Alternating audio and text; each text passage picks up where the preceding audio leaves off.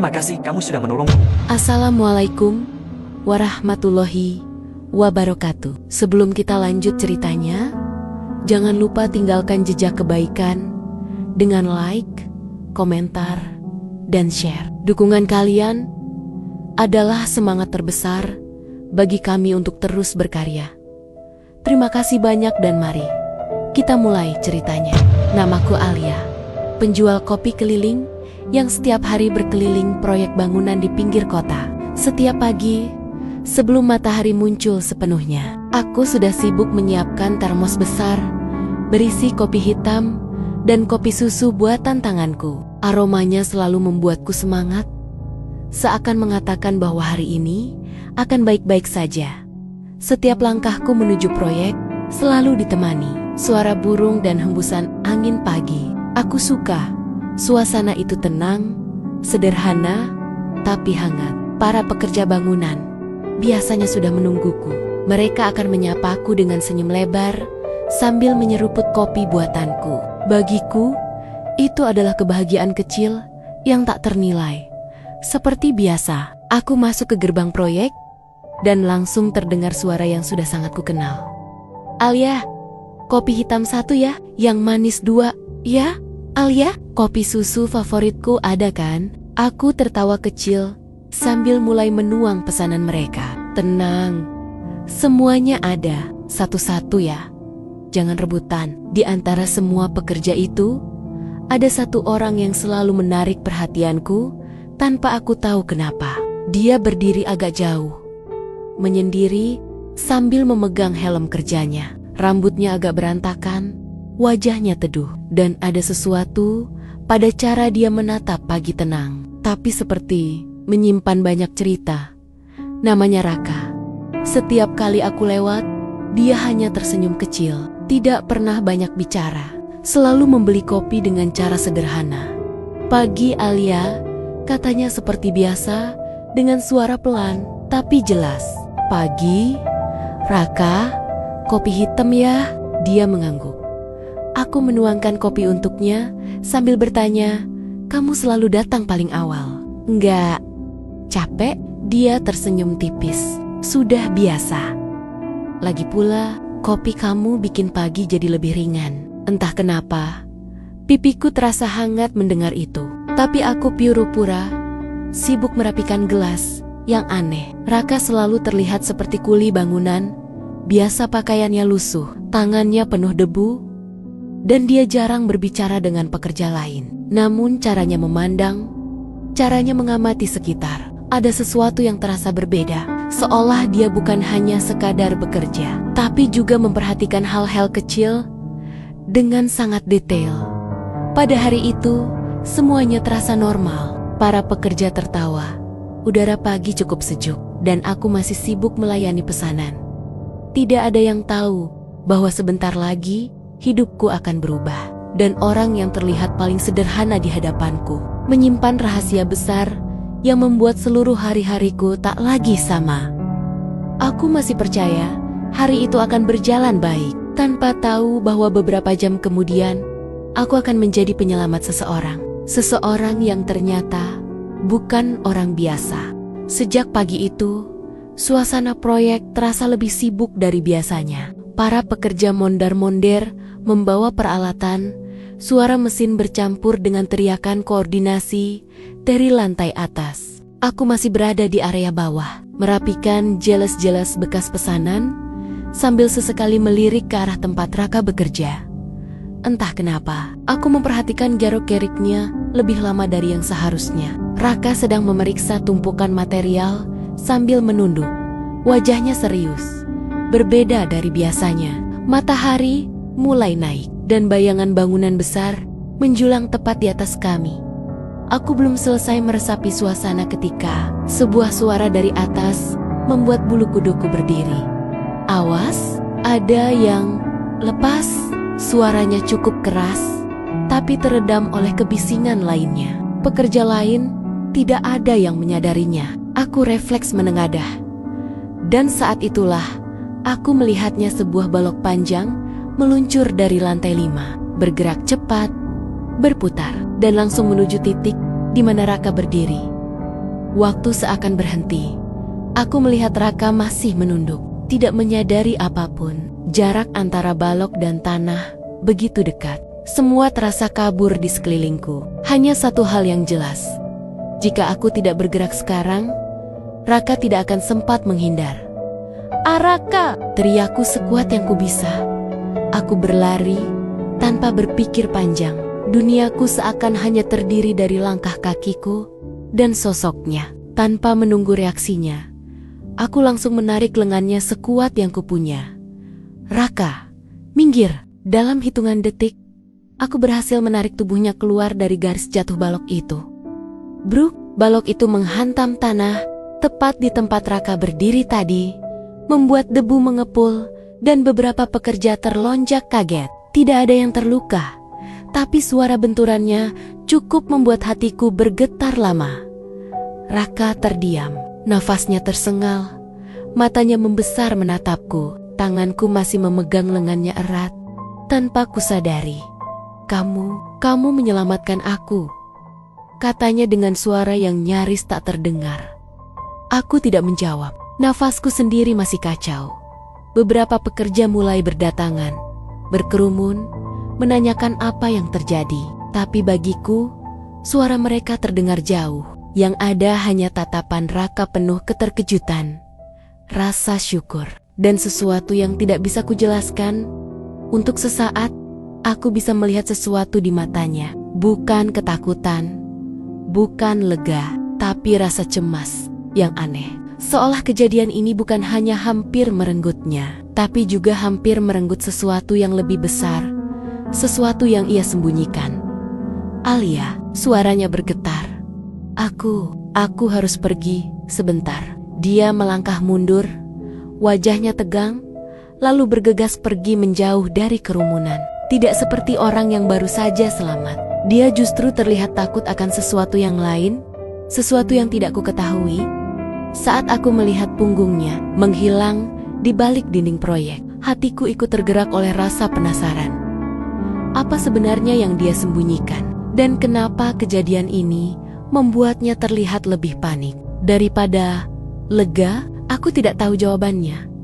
Tapi satu hal pasti, kejadian ini baru permulaan dari sesuatu yang jauh lebih besar.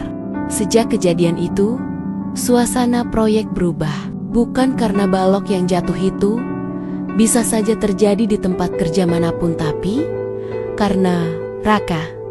Dia tidak kembali lagi ke area bawah setelah pergi terburu-buru. Bahkan ketika aku menunggu sampai hampir waktu makan siang, tidak ada tanda-tanda kehadirannya.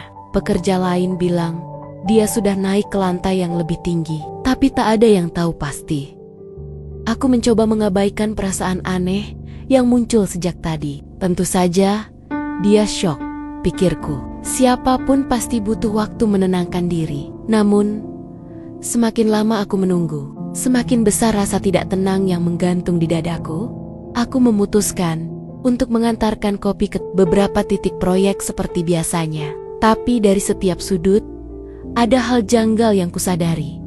Beberapa pekerja berbicara pelan sambil menatap ke arah lantai atas, seolah ada sesuatu yang sedang mereka bahas, tapi tidak ingin terdengar oleh siapapun. Saat aku lewat, percakapan mereka langsung terhenti. Aku tidak mengerti apa yang terjadi, tapi aku tahu satu hal. Semua ini pasti ada hubungannya dengan Raka.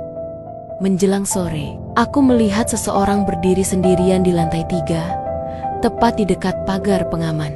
Dia tidak bergerak, hanya menatap ke bawah dengan tatapan kosong. Dari caranya berdiri, aku langsung mengenalinya.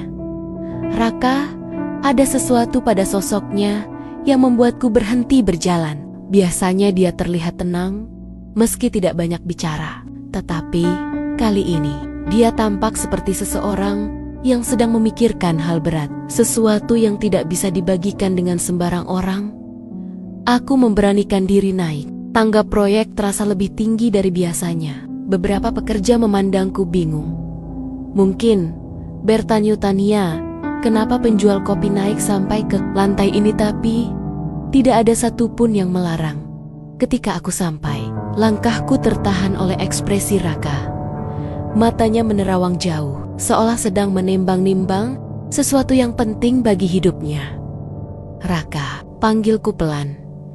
Dia tersentak kecil, lalu buru-buru menoleh sambil menyembunyikan ekspresi cemasnya. "Alia, ngapain kamu naik ke sini? Ini bahaya," katanya cepat, agak panik. Aku menelan ludah. "Aku cuma mau memastikan kamu baik-baik saja." Setelah tadi, dia memalingkan wajah. "Aku baik, tapi jelas sekali dia tidak baik. Aku lihat kamu pergi terburu-buru." Pekerja lain juga bingung. Semua bertanya-tanya, apa yang sebenarnya terjadi? Raka terdiam. Jemarinya menggenggam pagar besi erat, seolah memegang sesuatu yang ingin ia sembunyikan. "Alia," suaranya lirih, "kamu tidak seharusnya peduli sejauh ini. Aku cuma kuli bangunan biasa." Aku menggeleng pelan. "Jangan bilang lagi kamu cuma kuli bangunan. Caramu bekerja, caramu memperhatikan sekitar, caramu bicara, semua itu tidak seperti pekerja biasa. Aku tidak tahu apa yang kamu sembunyikan, tapi aku tahu kamu sedang berusaha melindungi sesuatu." Raka menutup matanya sejenak, seperti menahan beban besar di pundaknya. "Aku tidak bisa berbohong lagi," katanya akhirnya. Hatiku serasa berhenti. "Raka, sebenarnya kamu siapa?" Raka menatapku lama, sebelum akhirnya berkata pelan-pelan sekali, seolah takut suara itu didengar angin. "Alia, jika aku memberitahumu, semuanya akan berubah." Aku menahan napas. Jawabannya tidak datang hari itu. Raka justru mundur selangkah, memutus percakapan, dan pergi tanpa menoleh lagi, meninggalkanku dengan puluhan pertanyaan yang terus berdengung di kepala. Dan pada saat itu, aku sadar tujuanku berubah. Aku harus tahu apa yang sebenarnya terjadi, siapa sebenarnya Raka, dan apa rahasia yang ia jaga begitu kuat. Aku tidak tahu apa yang akan kutemukan, tapi langkahku sudah terlanjur maju. Sejak percakapan terakhir di lantai 3, hatiku tidak pernah tenang. Setiap pagi, aku tetap datang membawa kopi. Tapi langkahku terasa berbeda, bukan lagi sekadar mencari nafkah, melainkan mencari jawaban. Raka semakin sulit ditemui. Dia muncul sebentar, lalu menghilang ke area proyek yang dijaga lebih ketat. Para pekerja tiba-tiba menjadi lebih berhati-hati berbicara saat aku lewat. Ada perubahan suasana yang tidak bisa kujelaskan, seolah seluruh proyek menyembunyikan sesuatu. Dan aku berada tepat di ambangnya.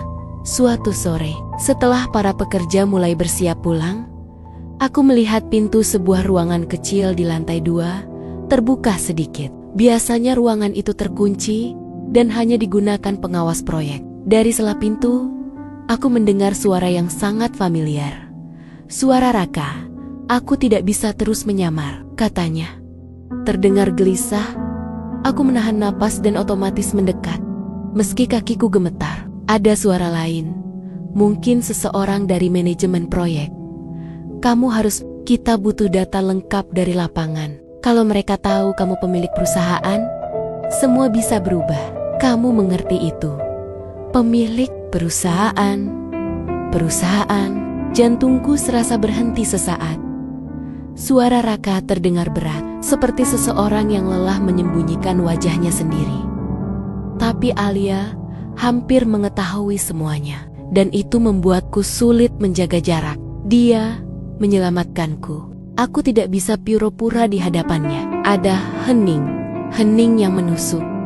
Aku tidak percaya apa yang baru ku dengar. Raka, bos besar, orang yang kukira kuli biasa, ternyata pemilik proyek. Aku mundur selangkah, tapi lantai kayu yang kupijak berdecit pelan. Ceklek. Dari dalam, suara kursi bergeser. "Siapa itu?" Pintu terbuka lebar. Raka berdiri di ambang pintu tertegun saat melihatku. Matanya melebar, napasnya tertahan. "Alia, kamu dengar semuanya?" Suaranya bergetar.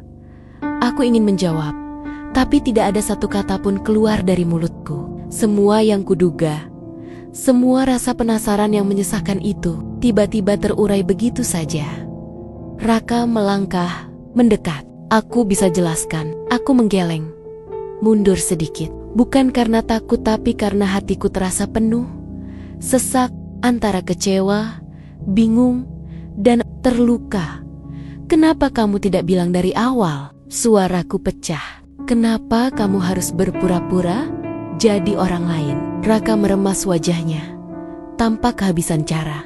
Karena jika orang tahu aku pemilik proyek, semua jadi berbeda. Tidak ada yang jujur, tidak ada yang memperlakukanku seperti orang biasa. Aku ingin melihat bagaimana kondisi para pekerja tanpa topeng jabatan. Aku terdiam.